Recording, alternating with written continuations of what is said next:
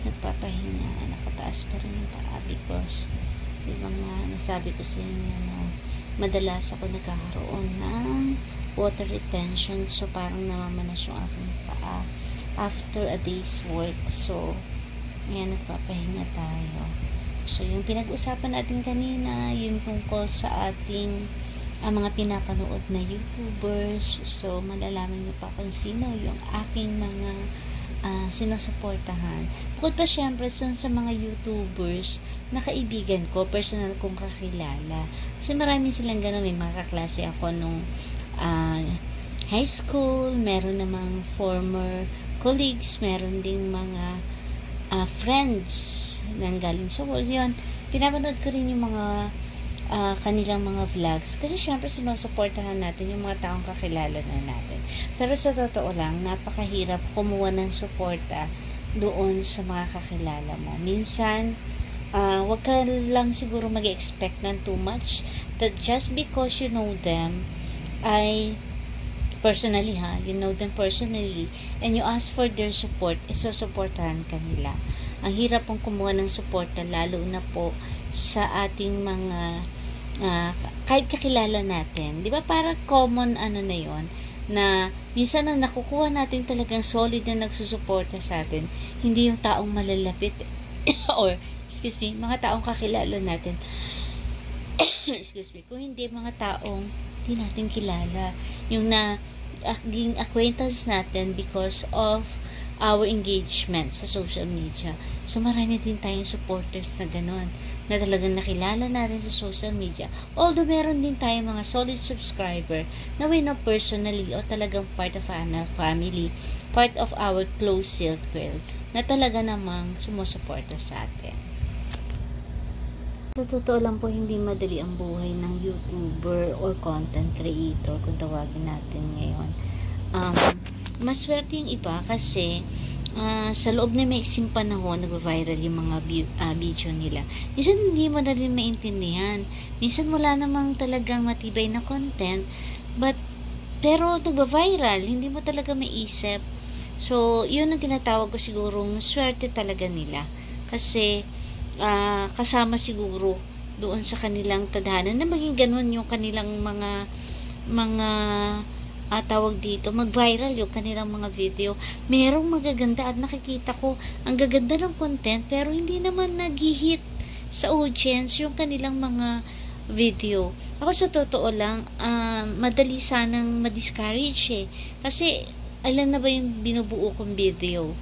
Nasa 200 plus. Hindi ako ganun kagaling kasi syempre hindi ko naman forte ang editing. Natutuwa lang talaga ako nung una, at saka panlaban sa pandemic nung panahon na yung boredom natin sa pandemic dahil matagal tayong hindi nakakalabas o hindi nakaka-perform ng mga usual nating routine.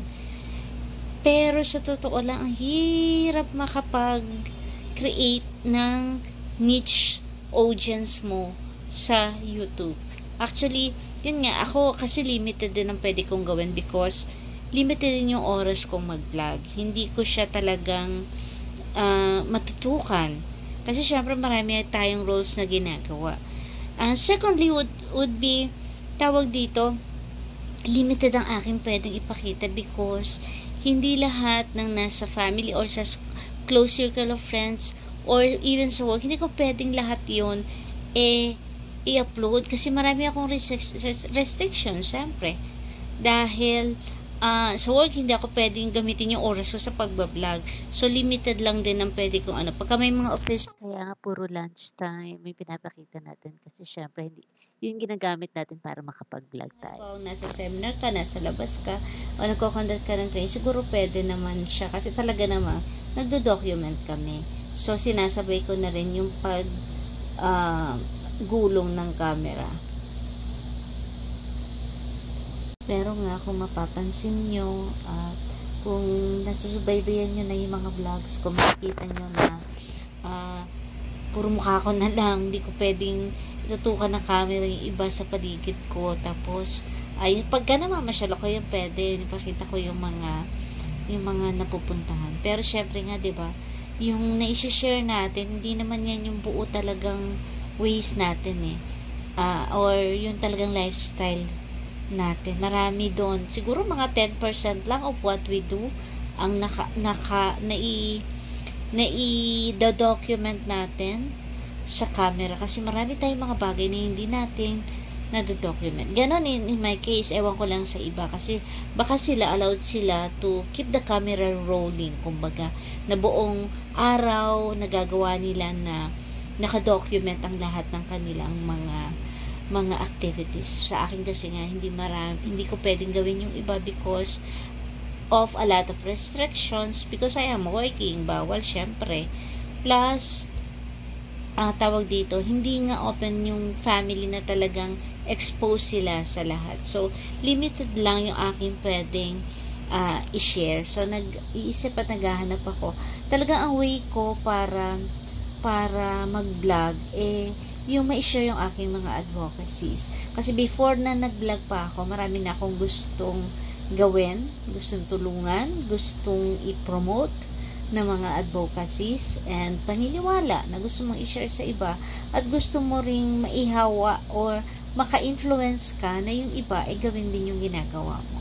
So, sa ganung punto ako, kaya yun yung ginagamit ko motivation to continue with my vlogging. At kung siswertehin, nakapagkita yung mga videos, bakit hindi?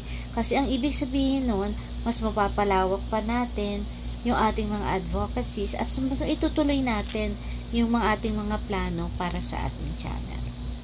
At syempre, yun nga, kung nasusubaybayan nyo na yung aking mga vlogs at ang mga gusto ko talagang gawin, unang-una doon is syempre, makatulong, although hindi charities lahat ng aking mga na iba-vlog because of limited resources.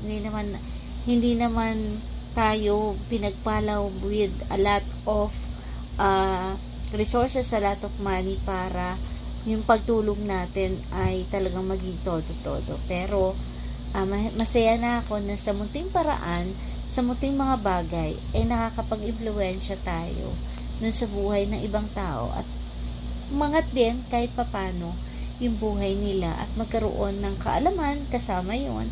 Kasi bilang isang teacher, bilang isang licensed professional teacher, isa yon sa mga advocacies na gusto ko talaga mangyari.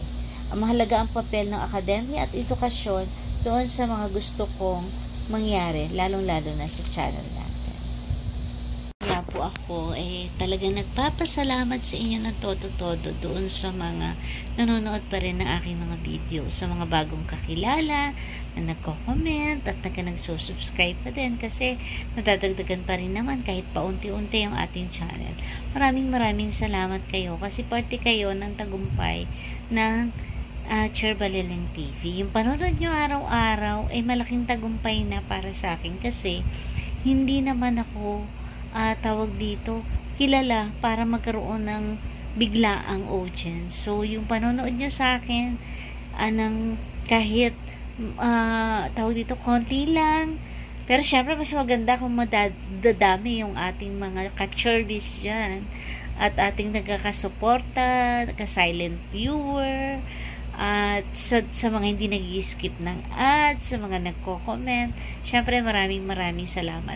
Taos puso po ang aking pasasalamat sa inyong lahat dahil sinusuportahan nyo po ang Cherbaliling TV.